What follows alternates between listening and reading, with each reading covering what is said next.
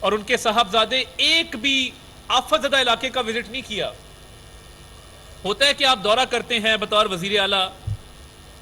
چلیں میں یہ بات تسلیم کرتا ہوں کہ وزیر اعلیٰ کا بگڑا ہوا رئیس بیٹا ہونا کوئی عہدہ نہیں ہے سرکاری طور پہ، مگر پھر بھی ایوان وزیر اعلیٰ میں بیٹھ کر انتظامی فیصلے کرنا، سیاسی امور پر گفتگو کرنا، وزیر اعلیٰ کے دفتر کو اپنے اختیارات سمجھ کے اس کو استعمال کرنا. ایک دورہ بتا دے کہ ان آفت زدہ علاقوں کا کیا ہو، کسی ایسی جگہ کا دورہ کیا ہو جہاں پر 4-4 فٹ پانی کھڑا ہے، جہاں پر لوگ اپنے گھروں کو چھوڑ کر خیمہ بستیوں میں قیام پذیر ہیں. مگر آپ گجرات کی سٹیج پر چڑھ کے مسکرا تو سکتے ہیں، اس کی ویڈیو سوشل میڈیا پر بھی وائرل کر سکتے ہیں، مگر آپ آفت زدہ علاقوں کا دورہ نہیں کر سکتے، کیونکہ سیاست اہم ہے. پاکستان اور پاکستان کے عوام وہ اہم نہیں ہیں. یہی وجہ ہے کہ جب سے عمران خان صاحب اقتدار سے دور ہوئے ہیں، ان کے اندر پاکستان کا مفاد، پاکستان کی سالمیت، اس حوالے سے کوئی جذبات نہیں پائے جاتے.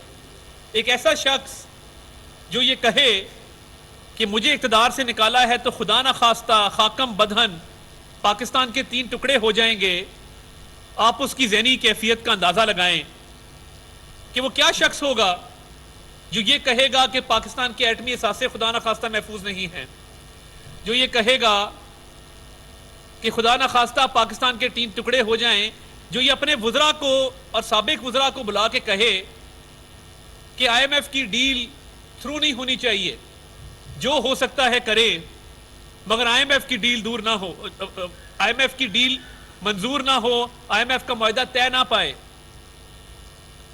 آپ کی یاد دہانی کے لیے عمران نیازی صاحب، آئی ایم ایف کا معاہدہ ہم نے طے نہیں کیا تھا. آپ نے 6 ماہ ضائع کیے، اور اللہ نہ کرے کہ اس ملک میں کوئی خودکشی کرے. آپ کو یاد دہانی کرانا چاہتا ہوں کہ آپ نے ہی کہا تھا کہ آئی ایم ایف کے پاس نہیں جاؤں گا، خودکشی کر لوں گا. آپ کی تاخیر کی وجہ سے آج آئی ایم ایف نے بھی آپ پہ ایک چارج شیٹ جاری کی ہے. آئی ایم ایف جیسا ادارہ وہ مجبور ہو گیا کہ انہوں نے آج عمران احمد نیازی صاحب کے حوالے سے ایک پریس ریلیز جاری کی ہے، اور پاکستان میں مہنگائی اور پاکستان میں آئی ایم ایف کے معاہدے سے انحراف کا ذمہ دار عمران نیازی صاحب کو ٹھہرایا ہے.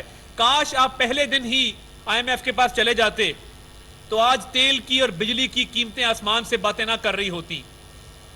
اور آپ نے جب دیکھا کہ یہ آئی ایم ایف کا معاہدہ طے ہونے جا رہا ہے تو جو شوکت ترین صاحب کو ہدایات دیں، میں سمجھتا ہوں کچھ پھر بھی محسن لغاری صاحب جو وزیر خزانہ پنجاب ہیں، ان میں پھر بھی تھوڑی بہت حب الوطنی تھی کہ انہوں نے پوچھا کہ ریاست کو تو اس کا نقصان نہیں ہوگا.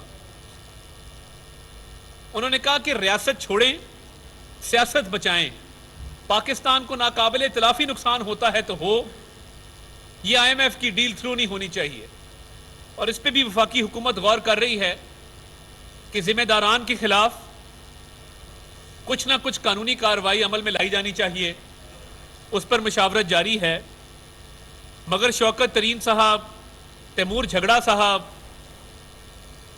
اور محسن لغاری صاحب، آپ کو ذرا خیال نہ آیا کہ اگر یہ معاہدہ طے نہیں ہوتا تو روپے کی قدر میں کمی واقع ہوگی، مہنگائی میں اضافہ ہوگا، انویسٹرز کا کانفیڈنس خراب ہوگا، پاکستان میں سرمایہ کاری نہیں ہوگی.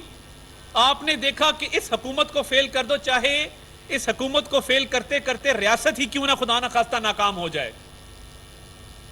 آپ کو سیلاب زدہ علاقوں میں، بلوچستان کے سنگلاخ پہاڑوں میں اس بیوہ کا خیال نہ آیا جو مشکل زندگی بسر کر رہی ہے.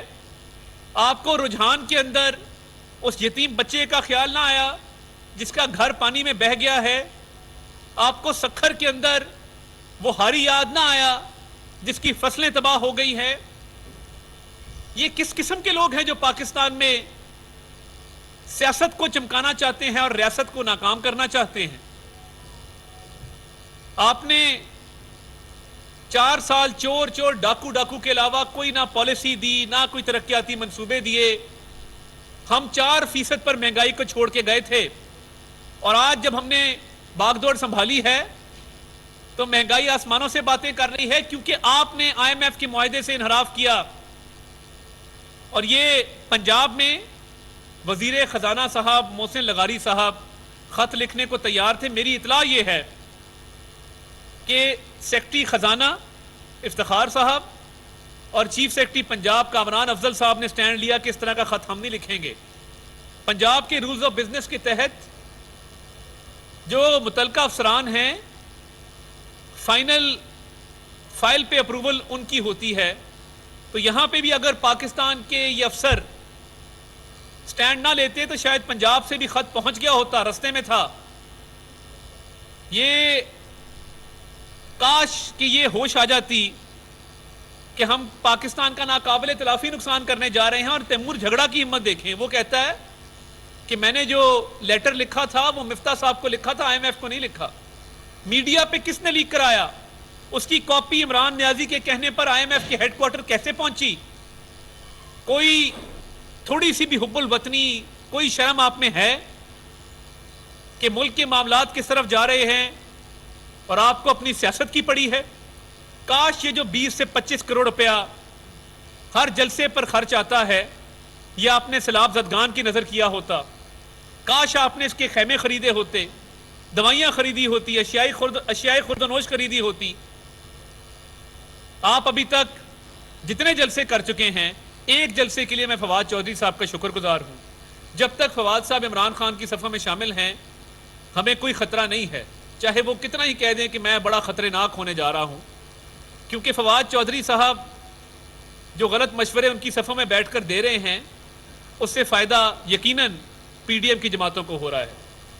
اور اس بات کی بھی شکر گزار ہیں کہ ایک جیلم میں ناکام جلسہ بھی کیا پری پلان منصوبے کے تحت، کیونکہ کل کو کسی اور سیاسی جماعت میں جانا ہے تو پچھلی کا بیڑا غرق کر کے جانا ہے. تو فواد چودھری صاحب کے بہت ساری سیاسی جماعتوں میں بڑے رابطے ہیں، جس کی بنا پہ جیلم کے فلاپ جلسے پہ ہم ان کی شکر گزار ہیں. جو مشورے آج کل وہ عمران خان صاحب کو دے رہے، کیونکہ خود تو وہ پتلی گلی سے نکل جائیں گے، بھگتنا تو عمران خان نے ہے، ہم اس کے لیے ان کے شکر گزار ہیں. مگر خدارا اس سیلاب کے اتنی بڑی قدرتی آفت پر سیاست نہ کی جائے. وزیر اعظم پاکستان میاں محمد شہباز شریف 10 گھنٹے دن کے سیلاب کو دیتے ہیں. کبھی وہ بلوچستان میں ہیں، کبھی سندھ میں ہیں، کبھی پنجاب میں ہیں، کبھی گلگت بلتستان میں ہیں. اور تمام ادارے جس میں پاک فوج کا ادارہ پیش ہے، جس میں صوبائی حکومتوں کا اپنا کردار ہے، جس میں این ڈی ایم اے بہت خوب کام کر رہا ہے. اور دیکھیے آپ بین الاقوامی میڈیا دیکھیں، اتنی بڑی قدرتی آفت ہے، 1/3 پاکستان اس وقت ڈوبا ہوا ہے. اور ایک ان کی سابقہ ایم این اے شندانہ گلزار صاحبہ نے بی بی سی کو انٹرویو دیتے ہوئے کہا کہ پاکستان کو امداد نہ دی جائے، امداد ضائع ہو جاتی ہے. آپ کو ذاتی رنج ہوگا، آپ کو ذاتی غم ہوگا کہ آپ کو ڈی نوٹیفائی کر دیا گیا، مگر خدارہ پاکستان سے، پاکستان کی عوام سے اور سیلاب متاثرین سے اس کا بدلہ مت لیں. پاکستان میں جو امداد آئے گی، حکومت پاکستان اس کا ذمہ اٹھاتی ہے کہ وہ 100% سیلاب زدگان کی خدمت میں لگے گی. انٹرنیشنل میڈیا پر بیٹھ کر اس طرح کی بات کرنا